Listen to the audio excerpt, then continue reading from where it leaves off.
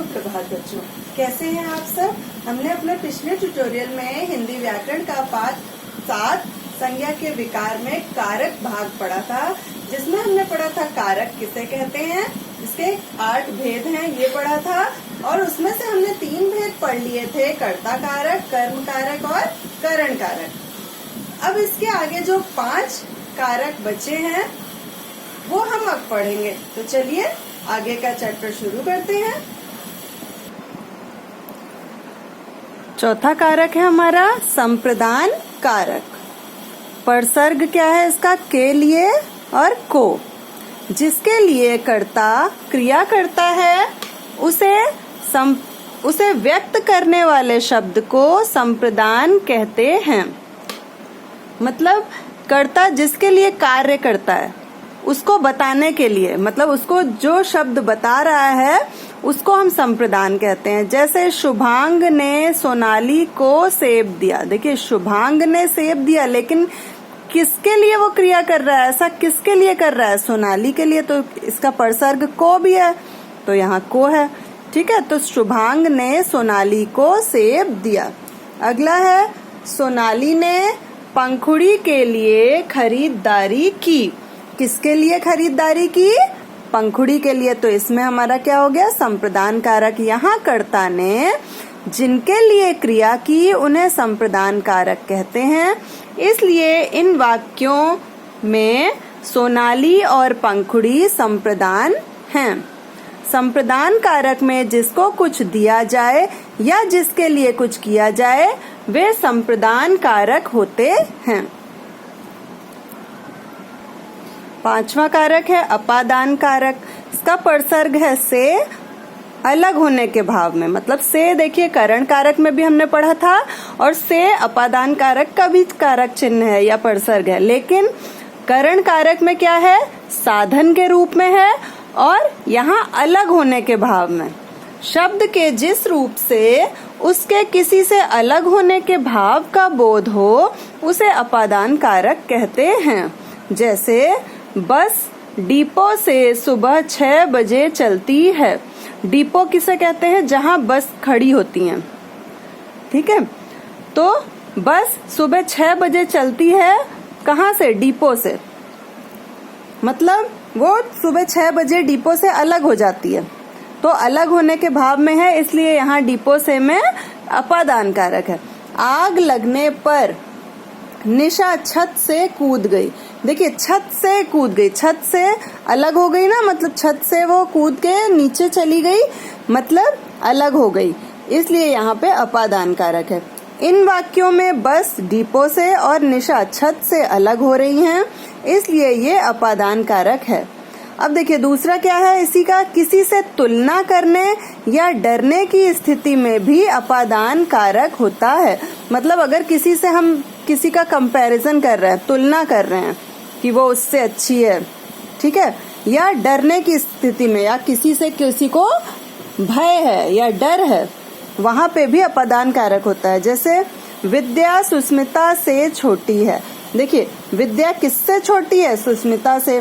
तो ये तुलना की जा रही है ना कि वो छोटी किससे है, तो सुस्मिता से में यहाँ क्या हो गया, अपादान कारक। जया हाथी से डर गई। जया डर रही है, डरने का भाव है, और किससे डर रही है, हाथी से। तो यहाँ हाथी से में आपका अपादान कारक है। ठीक है, 6th आपका कारक है संबंध कारक। परसर्ग क्या है इसका, काके की रारेरी। संज्ञा और सर्वनाम के बीच संबंध बताने वाला कारक संबंध कारक कहलाता है।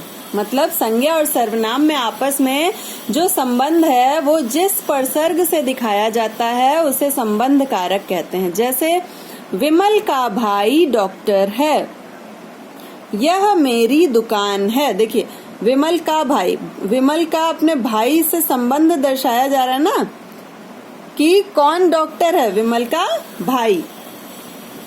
तो विमल का इसमें बताया जा रहा है संबंध कारक। यह मेरी दुकान है, तो दुकान किससे संबंधित है, मेरे से, है ना, मुझसे। तो मेरी में आपका क्या हो गया यहाँ संबंध कारक। देखिए यहाँ का के की का आया, यहाँ रा रे री में री आया, ठीक है। इन वाक्यों में विमल और मेरी का संबंध भाई और दुकान से है, मतलब विमल का संबंध भाई से है, मेरी का संबंध दुकान से है। 7वां है अधिकरण कारक। इसका परसर्ग क्या है? में और पर। संज्ञा के जिस रूप से क्रिया के आधार, समय, स्थान आदि का पता चलता है उसे हम क्या कहते हैं? अधिकरण कारक। जैसे छत पर कपड़े सूख रहे हैं, देखिए क्या हमने पढ़ा है इसमें कि क्रिया के आधार, समय या स्थान का जिससे पता चलता है ना। तो कपड़े सूखने की जगह क्या है? स्थान क्या है? छत। तो छत पर, ये क्या हो गया? अधिकरण कारक। दूसरा है सुधा कमरे में पढ़ रही है। कहाँ पढ़ रही है? कमरे में। तो उसका आधार स्थान क्या हो गया? कमरा। इन वाक्यों में छत पर, कमरे में अधिकरण कारक हैं। अगला है आपका संबोधन कारक। इसका परसर्ग क्या है? हे, रे, अरे। संबोधन का अर्थ है संबोधित करना। किसी को बुलाने या पुकारने के लिए जिन शब्दों का प्रयोग होता है वे संबोधन कारक हैं। मतलब हम किसी को बुला रहे हैं या पुकार रहे हैं तो उसके लिए जो शब्द प्रयोग हो रहा है उसे संबोधन कारक कहा जाता है। जैसे अरे जया इधर आओ, तो जया को बुलाने के लिए क्या कहा गया? अरे, है ना। तो अरे जया मतलब अरे हो गया आपका संबोधन कारक। हे भगवान हमें बचाइए। अब भगवान से भगवान को संबोधित करते हुए कहा जा रहा है कि हे भगवान, तो ये क्या हो गया? संबोधन कारक।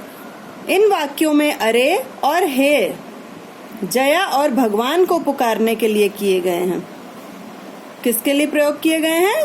जया के लिए अरे प्रयोग किया गया, भगवान के लिए हे, इसलिए ये संबोधन कारक हैं। ठीक है, इस तरह से आपके कारक भी समाप्त होता है।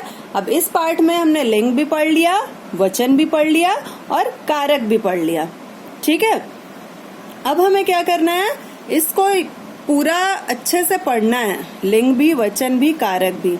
ठीक है, और आपका गृह कार्य क्या है?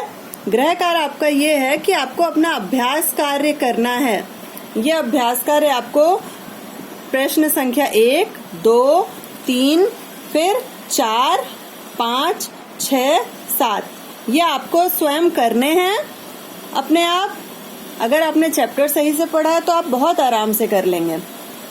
फिर अगले ट्यूटोरियल में मैं ये अभ्यास कार्य आपको सॉल्व कराऊंगी, तब आप देखेंगे कि आपने कितना सही किया है, आपको कितना समझ आया है। ठीक है, तब तक सब अपना ध्यान रखेंगे, पढ़ते रहेंगे। धन्यवाद।